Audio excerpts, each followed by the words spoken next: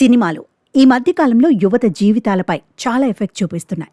Real లైఫ్లో hero మాదిరిగానే try చేస్తే రియల్ లైఫ్లో కూడా మనం అలానే మారతామని తప్పుడు దారులు ఎంచుకుంటున్నారు.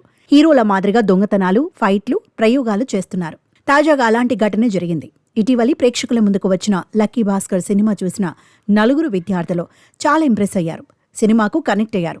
ఈ సినిమాలో సాధారణ బ్యాంక్ ఉద్యోగి కోట్ల రూపాయలు సంపాదిస్తాడు. విదేశాల్లో సెటిల్ అవుతాడు. స్టాక్ మార్కెట్లో షేర్లు కొనుగోలు చేసి కోట్ల రూపాయలు కూడబెడతాడు. కార్లు, ఇండ్లు, బంగారం అన్ని కొనుగోలు చేస్తాడు. దీంతో ఈ హీరో మాదిరిగానే ఈ నలుగురు విద్యార్థులు కూడా కోట్లు సంపాదించాలని నిర్ణయించుకున్నారు.